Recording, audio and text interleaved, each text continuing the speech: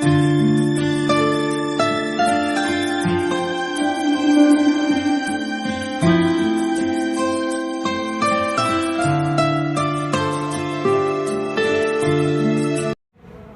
मित्रों, good afternoon. आज આપણે ધોરણ 8 વિષય ગણિત પુનરાવર્તન ગયા પીરિયડની અંદર આપણે પુનરાવર્તનના દાખલાઓ વિશે સમજ્યા। આજે આપણે વધારાના બીજા પુનરાવર્તનના દાખલાઓ વિશે ચર્ચા કરી અને સમજીએ। દરેક વિદ્યાર્થી મિત્રએ અહીં સૂચના સમજવાની છે અને પછી દાખલા ગણતરીમાં કરવાના છે। પરીક્ષાની અંદર આવા દાખલા ગમે તે પ્રકારના પૂછી શકે, પરંતુ ગઈકાલે પણ મેં સૂચના આપી હતી તમામ બાળકોને કે ક્યારે રીત બદલાતી નથી, દાખલાઓની રકમ બદલાય છે પરંતુ રીત ન બદલાય। હંમેશા દરેક વિદ્યાર્થીએ જે દાખલો આપ્યો હોય તેની રકમ વાંચવી અને સમજવી, પછી દાખલો કરવા પ્રયત્ન કરવો। અહીં દરેક વિદ્યાર્થી મિત્રો ધ્યાન રાખે કે ધોરણ 8 ગણિત પુનરાવર્તન એમાં માગ્યા મુજબ જવાબ આપો। તેમાં એબી બરાબર 5.5 સેમી ધરાવતો ચોરસ એબીસીડી રચો। પરીક્ષાની અંદર 5.5 હોય, 5 હોય, ખાલી 6 હોય, 6.1 હોય, 5.1 હોય એવો ધરાવતો ચોરસ એબીસીડી ની જગ્યાએ PQRS હોય, MORE હોય, LIFT હોય, ગમે તે હોઈ શકે। તો તમારે માત્ર શું સમજવાનું છે? ચોરસ રચવો છે। તો ચોરસ રચવા માટે જે રચનાના મુદ્દા છે તે આપણે સમજવાનું। દરેક વિદ્યાર્થીએ સૌપ્રથમ તો કાચી આકૃતિ દોરવી હોય તો આપણે ચોરસ એબીસીડી દોરવો છે। તે માપ લીધા વિના આપણે દોરી શકીએ છીએ। અહીં આપણે ચોરસ એબીસીડી દોરી લઈએ। અહીં સમજવાનું તમારે આ કાચી આકૃતિ છે, માત્ર ને માત્ર કાચી આકૃતિ એબીસીડી 5.5। આપણે જાણીએ છીએ કે ચોરસની બધી જ બાજુઓના માપ સરખા હોય છે, એટલે કે સમાન હોય છે। બીજી વાત કે ચોરસના બધા જ ખૂણા કાટખૂણા હોય છે। હવે આપણે આ આકૃતિ દોર્યા પછી તમે રચનાના મુદ્દા લખી શકો છો, સાથે સાથે પણ રચનાના મુદ્દા લખી શકીએ। અને રચનાના મુદ્દાની સાથે આપણે અહીં લખીએ છીએ રચનાના મુદ્દા। તેમાં આપણે પહેલો મુદ્દો લખીએ। સૌપ્રથમ આપણે પહેલો મુદ્દો લખીએ કે AB બરાબર 5 સેમી ધરાવતો ચોરસ એબીસીડી રચવો છે। તો દરેક વિદ્યાર્થી મિત્રએ શું કરવાનું કે 5.5 સેન્ટીમીટરના માપનો 5.5 સેન્ટીમીટરના માપનો AB રેખાખંડ દોરો। AB રેખાખંડ દોરો, આ પહેલો મુદ્દો। એટલે દરેક વિદ્યાર્થી શું કરશે? ફૂટપટ્ટીનો ઉપયોગ કરશે।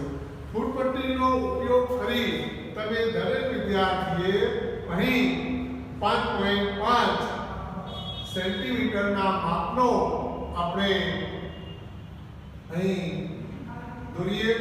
ધ્યાન રહે દરેકને, અહીં હું 5.5 સેન્ટીમીટરના માપનો એ દોરું છું। આ એબી રેખાખંડ 5.5 સેન્ટીમીટરના માપનો એબી રેખાખંડ દોરો। અહીં તમે એ નામ આપો, અહીં તમે બી નામ આપો। બીજો મુદ્દો એવો કહે છે ચોરસ રચવો છે, રચના ચોરસની કરવી છે વિદ્યાર્થી મિત્રો। એટલે શું કરીએ? એબી રેખાખંડના ઘણાને એબી રેખાખંડ આપી રીતે ન સમજણ પડે ત્યારે આપણે આવું કરી શકીએ કે એબી રેખાખંડના બી બિંદુએ 90 માપનો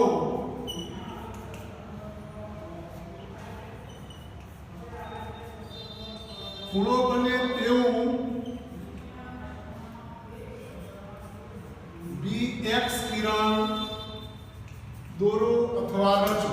રેખાખંડ B ના D બિંદુએ એટલે આ D બિંદુએ 90 અંશના માપનો ખૂણો બને તેવું BX કિરણ રચો. આપણે અહીં B લખીએ.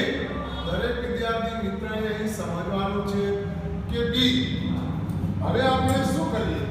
D બિંદુએ 90 અંશનો ખૂણો, તો હંમેશા 90 અંશનો ખૂણો દોરવા માટે હંમેશા આપણે સીધી રેખા દોરવાની હોય છે. એટલે અહીં આપણે આવી રીતે BX કિરણ, આ રીતે આપણે BX કિરણ બને તેવું BX કિરણ દોરો. આટલું દરેક વિદ્યાર્થી મિત્રને ખબર પડી ગઈ.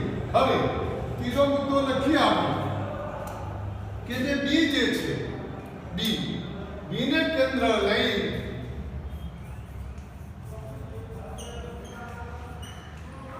બીને કેન્દ્ર લઈ 5.5 સેન્ટીમીટરની ત્રિજ્યા લઈ વર્તુળની ચાપ રચો અથવા લઈ 5.5 સેમી ત્રિજ્યાની ચાપ રચો અથવા ચાપ દોરો. સેમીની ચાપ દોરો. BX કિરણને છેદે ત્યાં C નામ આપો. આવી રીતે રચનાના મુદ્દા લખવાના છે. દરેક વિદ્યાર્થી પાસે પરિકર છે અને પરિકર હોય એટલે પરિકરનો ઉપયોગ આપણે કરીએ છીએ. એટલે પરિકરનો ઉપયોગ કરી અને આપણે આને ચાપ મારીએ. અહીં એવું લખ્યું છે 5.5 સેન્ટીમીટર એટલે આ 5.5 સેન્ટીમીટરની ચાપ મારવાની છે આ રીતે. હવે આ B કેન્દ્ર છે એટલે આપણે આ B ને કેન્દ્ર ગણ્યું. B ને કેન્દ્ર ગણી અને આપણે આવી રીતે વર્તુળની ચાપ મારીશું. આ વર્તુળની ચાપ મારી બાળકો, વર્તુળની ચાપ માર્યા પછી એવું લખેલું છે કે ચાપ દોરો. BX કિરણને છેદે ત્યાં C નામ આપો. એટલે અહીં કયું નામ આપ્યું આપણે? C નામ આપ્યું. શું નામ આપ્યું વિદ્યાર્થી મિત્રો? C નામ આપ્યું. ત્યારબાદ આપણે ચોથો મુદ્દો લખીએ. A ને કેન્દ્ર ગણી અથવા A ને કેન્દ્ર લઈ 5.5 સેમી 5.5 સેમી ની ચાપ દોરો. હવે આપણે અહીં પણ તે જ રીતે આ A ને કેન્દ્ર ગણી અને આવી રીતે આ રીતે આપણે આ રીતે ચાપ મારીશું. આ ચાપ દોરી. આ ચાપ દોર્યા પછી આપણે પાંચમો મુદ્દો એવો લઈએ કે C કેન્દ્ર. એટલે C ને કેન્દ્ર લઈ 5.5 સેમી ની ચાપ દોરો. આ ચાપ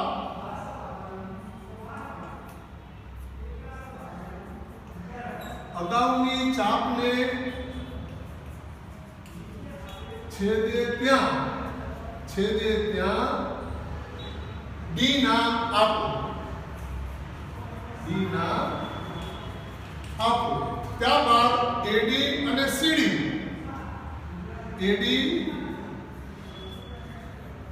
અને CD દોરો. આ દોરો. આ માગેલ ચતુષ્કોણ અથવા માગેલો ચતુષ્કોણ ABCD છે. માગેલો ચતુષ્કોણ ABCD છે. હવે આપણે શું કરીએ? આ 5.5 સેન્ટીમીટર C ને કેન્દ્ર લીધું. આ C ને કેન્દ્ર લીધા પછી અગાઉની ચાપ, આ જે ચાપ હતી એ ચાપને આપણે છેદીએ. આ ચાપને છેદ્યા પછી દરેક વિદ્યાર્થી મિત્રએ આ રીતે AD નામ આપવાનું છે. અહીં તમે AD દોરો. ત્યારબાદ આવી રીતે તમે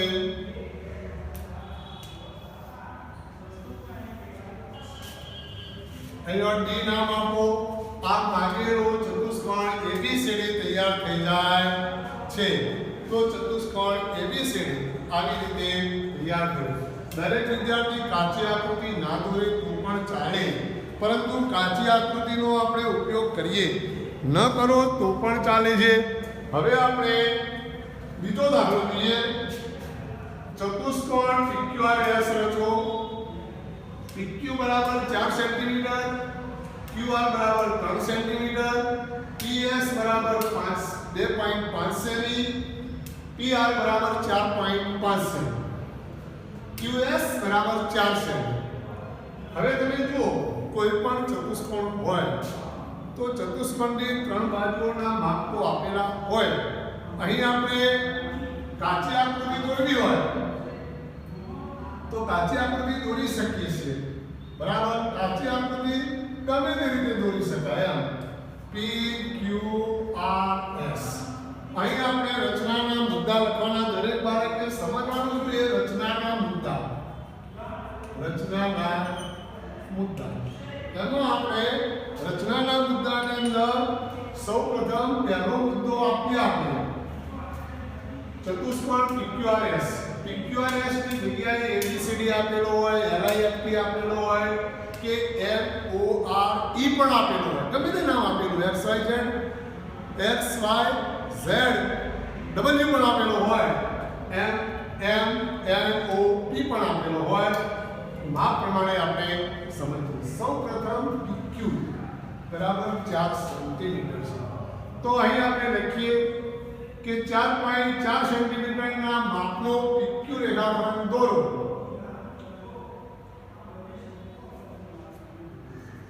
ચાર સેન્ટીમીટરના માપનો PQ રેખાખંડ દોરો. એટલે વિદ્યાર્થી મિત્રો, આપણે અહીં 4 સેન્ટીમીટરના માપનો PQ રેખાખંડ દોરીએ.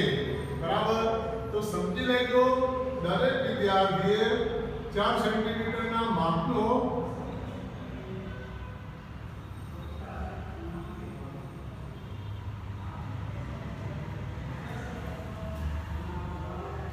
P અને Q આ 4 સેન્ટીમીટર.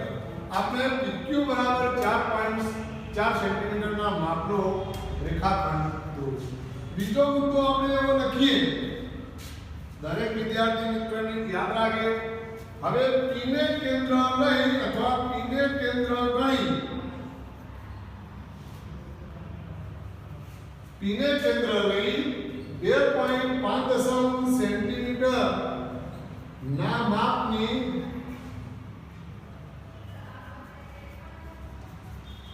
ચાપ દોરો. ના માપની ચાપ દોરો. હવે આપણે અહીં સમજવાનું શું છે વિદ્યાર્થી મિત્રો, કે અહીં આપણે જે માપ લીધું છે એટલે અહીં આપણે 2.5 સેન્ટીમીટરના માપની ચાપ લઈ અને આપણે અહીં આવી રીતે આ ચાપ રચી. ધ્યાન રાખજો દરેક વિદ્યાર્થી મિત્રએ આ ચાપ રચી. બરાબર, PQ રેખાખંડની P ને કેન્દ્ર લઈ 2.5 સેન્ટીમીટરના માપની મેં ચાપ દોરી. આ ચાપ દોરી ત્યારબાદ હવે ત્રીજો મુદ્દો લખીએ આપણે. આ Q જે છે, Q ને કેન્દ્ર લઈ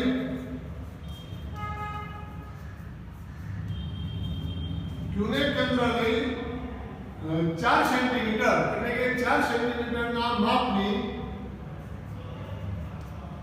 અહીં પણ સેમી લખજો, સેમીના માપની ચાપ દોરો. આ ચાપ અગાઉની ચાપને છેડે ત્યાં S નામ આપો. S નામ આપો.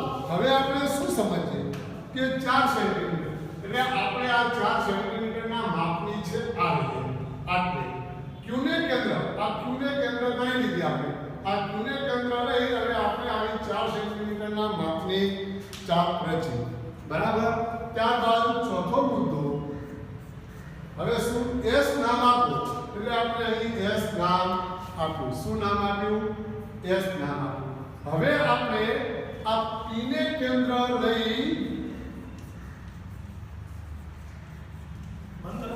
P ને કેન્દ્ર લઈ 4.100 P ને કેન્દ્ર લઈ તો પછી આપણે Q ને લખીએ. Q ને કેન્દ્ર લઈ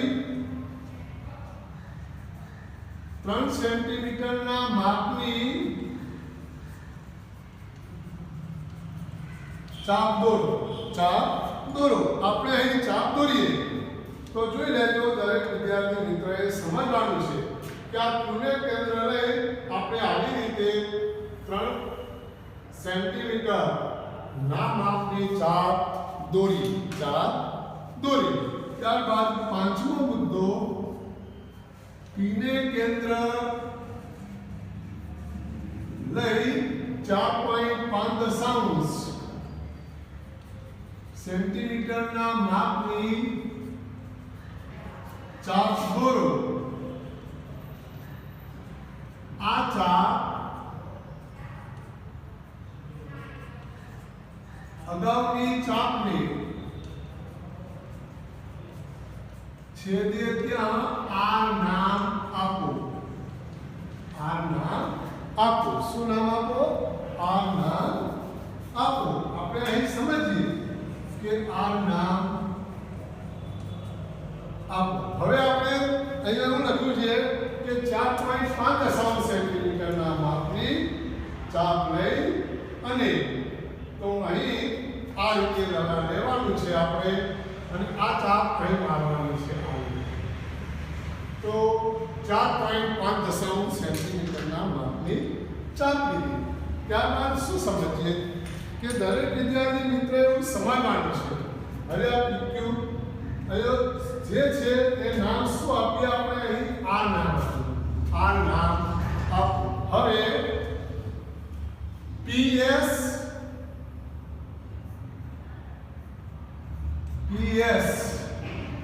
RS QR દોરો. માગેલો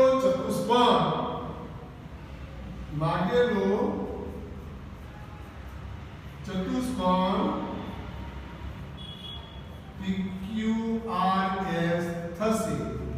PQRS થશે. હવે આપણે અહીં આવી રીતે સૌ પહેલા PS આ રીતે PS નામ આપ્યું. ત્યારબાદ અહીં QR નામ આપ્યું. ત્યારબાદ અહીં આપણે PS નામ. હવે PQRS અહીં આપણે PQRS તો PQRS એ માગેલો ચતુષ્કોણ છે. વિદ્યાર્થી મિત્રો, દરેક વિદ્યાર્થી મિત્રએ પરીક્ષાની અંદર ફૂટપટ્ટી, ત્યારબાદ પરિકર, પેન્સિલ, રબર, આકૃતિ હંમેશા પેન્સિલથી જ દોરવાની છે અને પછી આવી રીતે રચનાના મુદ્દા લખવાના અને રચનાના મુદ્દા લખતાની સાથે સાથે તમે આકૃતિ દોરો વિદ્યાર્થી મિત્રો, તો ચોક્કસ આપણને આવા દાખલાઓની અંદર ખબર પડી જાય છે. હવે આપણે આગળનો જે દાખલો છે એ દાખલો આપણે ગણવાનો છે. એ દાખલો ગણીએ છીએ તો દરેક વિદ્યાર્થી મિત્રએ અહીં ધ્યાન રાખવાનું છે કે આપણે આવા દાખલાઓ જ્યારે જોતા હોઈએ ત્યારે આપણે શું સમજીએ. સૌ પ્રથમ આ જે દાખલાઓ છે એ દાખલાઓની અંદર અહીં ધોરણ 8ના 20 વિદ્યાર્થીઓના વજન કિલોગ્રામમાં છે.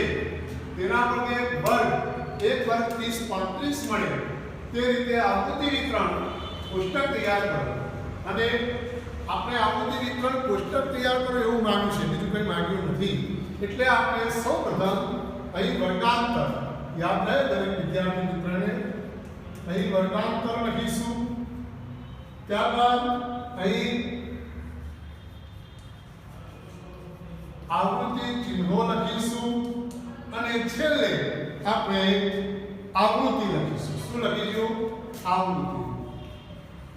હવે આટલું તમે લખશો એટલે તમને ખ્યાલ આવી જાય અહીં આપણે જોઈએ દરેક વિદ્યાર્થી મિત્રએ આ ધ્યાનમાં લેવાનું કે આ કેવી રીતે કરવું. દરેક વિદ્યાર્થી મિત્રએ પરીક્ષાની અંદર આવી રીતે દોરવાનું છે અને આ રીતે કોષ્ટક બનાવવાનું છે. એ કોષ્ટક આપણે બનાવીએ વર્ગાંતર 30 થી 35 આવી ગયું. આ દરેકની અંદર જુઓ 2 4 6 8 10 12 14 18 20 થઈ જાય છે. વિદ્યાર્થીઓની સંખ્યા 20 છે. આવૃત્તિ એ વિદ્યાર્થીઓની સંખ્યા છે, યાદ રહે દરેક બાળક. અને આ વજન જે છે કે આ વજન કિલોગ્રામમાં આપેલા છે.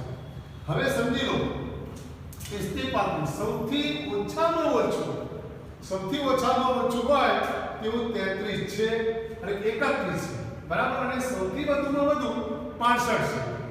તો આ બંધ રહેશે છે. તો આપણે અહીં લખીએ સૌપ્રથમ 30 થી 35, ત્યારબાદ 35 થી 40,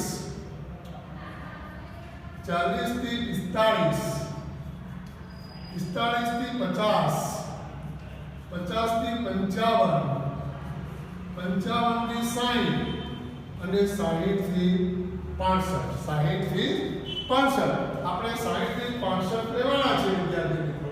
એટલે આપણે અહીં 60 થી 65 લઈ લઈએ. આ લીધા પછી દરેક વિદ્યાર્થી મિત્રએ અહીં આ સમજવાનું છે કે વિદ્યાર્થીઓની જે સંખ્યા છે એ વિદ્યાર્થીઓની સંખ્યા અહીં આપવી જોઈએ. વિદ્યાર્થીઓની સંખ્યા લાવવા માટે આપણે અહીં ધ્યાન લઈએ. હવે આવૃત્તિ ચિહ્નો કઈ રીતે ગણતરીમાં લેવા એ દરેક વિદ્યાર્થીએ સમજવાનું. 30 થી 35 આમાં જુઓ. હવે દરેક વિદ્યાર્થી આવી રીતે જુએ એના કરતા આ ધ્યાનમાં 40 કયા વર્ગાંતરમાં આવે છે અહીં, પરંતુ અહીંથી 30 થી 34 લો, 35 થી 39 લો, 40 થી 44 લો, 45 થી 49 લો, 50 થી 54 લો, 55 થી 59 લો અને 60 થી 64 કે 65 સુધી તમે લઈ શકો છો. ઘણા વિદ્યાર્થીઓ 30 થી 35 લે, અહીંયા 36 થી 40 લે, અહીંયા 40 થી 41 થી 45 લે, અહીંયા 46 થી 50 લે, અહીંયા 51 થી 55 લઈ શકાય, 56 થી 60 લઈ શકાય અને 60 થી 65 લઈ શકાય. તો આપણે 30 થી 35 નો ગણતરી લઈએ સૌપ્રથમ. તો આ 31 આ 40 ક્યાં આવેલા છે? તો 40 આ ત્રીજા ક્રમાંકમાં છે એટલે આપણે 40 માં આ 1 લખીશું. 1. ત્યારબાદ 46 એ 46 આની અંદર આવે છે એટલે આપણે અહીં લખીશું. 65 છેલ્લે એટલે અહીં લખીશું. 1 રીતે 38 આપણે અહીં આવે છે એટલે અહીં લખીશું. 34 એ અહીં આવે છે પહેલા સ્ટેપમાં એટલે 34. 42 આપણે અહીં બીજામાં. 33 અહીં આપણે 33 લખીશું. 36 અહીં આપણે 36 લખીશું. 44 તો અહીં 44 ત્રીજા સ્ટેપમાં 44 આવે છે. 48 અહીં આપણે 48 લખીશું. 49 તો અહીં પણ 49 આવે છે. 47 અહીં પણ 47 આવે છે. ત્યારબાદ 60 છે એટલે અહીં આપણે 60 લખીશું. આ 60. ત્યારબાદ 41 એટલે 41 અહીં આવે છે. 38 આપણે આ મુદ્દો આવ્યો 38 એ 38 આપણે અહીં લખીશું. 53 અહીં આપણો 53 નો મુદ્દો આવશે. ત્યારબાદ 55 એ 55 આપણે અહીં લઈ શકીએ છીએ. 55 ત્યારબાદ 39 તો 39 એ અહીં આવે છે એટલે 39. ત્યારબાદ 31 અહીં આવે છે. 49 એ અહીં આવે છે. 1 2 3 4 1 2 3 4 અને ત્યાં આવે છે 5. કેટલા આવે? 5. તો આ જે વસ્તુ છે એનો આપણે સરવાળો કરીએ એટલે ખ્યાલ જાય. કોઈ પણ આવૃત્તિ ચિહ્નો આ 3 છે એટલે તમે અહીં 3 મૂકો. 1 2 3 4 એટલે અહીં 4 મૂકો. 1 2 3 4 અહીં પણ 4 મૂકો. હવે દરેક વિદ્યાર્થી મિત્રોએ સમજવાનું કે જ્યારે 4 પૂરા થાય અને 5 થાય એટલે આવો આડી લીટી કરો એટલે આની 5માં ગણતરી આવે છે. કેટલામાં ગણતરી આવે 5 માં એટલે અહીં આવશે 5 2 ત્યારબાદ 1 અને 1 એટલે કે 55 થી 60 કિલોગ્રામ વજન ધરાવતો એક વિદ્યાર્થી જે 60 થી 61 થી 65 કિલોગ્રામ વજન ધરાવતો એક વિદ્યાર્થી આમાં શું છે 30 થી 35 એટલે 31 થી 35 જે 31 થી 35 વજન ધરાવતા 3 વિદ્યાર્થી બરાબર 36 થી 40 4 વિદ્યાર્થી 41 થી 45 4 વિદ્યાર્થી 46 થી 50 5 વિદ્યાર્થી 51 થી 55 2 વિદ્યાર્થી 56 થી 60 1 વિદ્યાર્થી અને 61 થી 65 1 વિદ્યાર્થી આ વજન ધરાવતા કુલ વિદ્યાર્થીઓની સંખ્યા આપણે જોઈ લઈએ દરેક બાળક જોઈ લો માનીઓ કે ગણતરી કરો 4 નો 3 7 7 નો 4 11 11 16 20 તો અહીં આપણને 20 મળે છે શું મળી છે 20 એટલે અહીં આપણો જે સરવાળો છે એ n બરાબર 20 કહેવાય n બરાબર 20 એટલે કુલ વિદ્યાર્થી તો કુલ વિદ્યાર્થીની સંખ્યા આવી કુલ વિદ્યાર્થીઓ તો 20 વિદ્યાર્થીઓના વજન આવી રીતે આપણને આવૃત્તિ વિતરણ કોષ્ટક તૈયાર થાય છે પરીક્ષાની અંદર આવું આવૃત્તિ કોષ્ટક ગમે તે આપેલું હોય 25 વિદ્યાર્થી આપ્યા હોય 50 વિદ્યાર્થી આપ્યા હોય વજનની જગ્યાએ પણ આપેલું હોય કે ગણિતના વિષયમાં મેળવેલા ગુણ વિજ્ઞાનના વિષયમાં મેળવેલા ગુણ સામાજિક વિષયની અંદર મેળવેલા ગુણ હિન્દીની અંદર મેળવેલા ગુણ આવી રીતે હવે આપણે આ છેલ્લો દાખલો જોઈ લઈએ દરેક બાળક અહીંયા સમજશે કે આ જે દાખલો છે એ બહુ સમજવા જેવો છે કે નીચેના સમાંતર બાજુ ચતુષ્કોણમાં x y અને z ના મૂલ્ય શોધો હવે અહીં જો આ ABCD આપેલો છે સમાંતર બાજુ ચતુષ્કોણ ABCD માં સમાંતર બાજુ ચતુષ્કોણ આવ ચતુષ્કોણ કરી આમ લખો એટલે સમાંતર બાજુ ચતુષ્કોણ સમજવા લખો ABCD માં પાસેના ખૂણા કેવા હોય છે પૂરક ખૂણા પૂરક હોય છે અને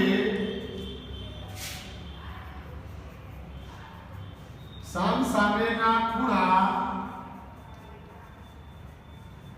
સરખા હોય છે માટે આપણે સમજીએ માટે આપણે આવું સમજવાનું છે કે દરેક વિદ્યાર્થી મિત્ર એવું સમજવું કે અહીં જો A B C અને D B અને A નો તોય મળે B અને C નો તો પણ મળે તો આપણે અહીં સમજીએ કે ચતુષ્કોણ ABCD માં માપખૂણો A વત્તા માપખૂણો B બરાબર 180 અંશ તેથી માપખૂણો A વત્તા માપખૂણો B બરાબર 100 અંશ બરાબર 180 અંશ માટે માપખૂણો A બરાબર 180 માઈનસ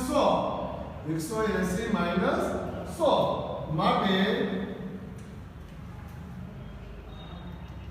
માપખૂણો A બરાબર 80 અંશ અહીંયા પૂરક કોણના આધારે આવી ગયા તમે અહીં લખી શકો છો પૂરક કોણના આધારે બરાબર પૂરક કોણ આ લખી દીધું ત્યારબાદ A બરાબર 80 હવે અહીં A બરાબર 80 અંશ આવ્યા બીજી આપણે અહીંયા લખ્યું છે કે સામેના ખૂણા સરખા હોય છે કેવા હોય છે સરખા હોય છે માટે માપખૂણો A બરાબર માપખૂણો A બરાબર માપખૂણો C બરાબર 80 અંશ અને માપખૂણો B બરાબર માપખૂણો D બરાબર 100 અંશ તેથી અહીં આપણે લખીએ તેથી માપખૂણો Z બરાબર 80 અને માપખૂણો X બરાબર 80 તેથી માપખૂણો Z બરાબર માપખૂણો X બરાબર 80 અંશ અને માપખૂણો B બરાબર એનો y છે એટલે માપખૂણો B બરાબર માપખૂણો D બરાબર 100 અંશ તેથી માપખૂણો y બરાબર 100 અંશ એ આપણો આ માંગેલો જવાબ છે આ આપણો માંગેલો વિદ્યાર્થી મિત્રએ આવા દાખલાઓ પરીક્ષાની અંદર પૂછાય, આની જગ્યાએ ગમે તે બીજો આપેલો હોય તો પણ આપણે ગણતરીમાં આ રીતે લઈ શકીએ છીએ. હવે પછીના દરેક વિદ્યાર્થીએ સમજવાનું કે અગાઉ જે ગણિતનું પુનરાવર્તન જે છે એ રીતે તૈયારી કરજો. સમય મળશે તો આપણે ગણિત ગણાવીશું.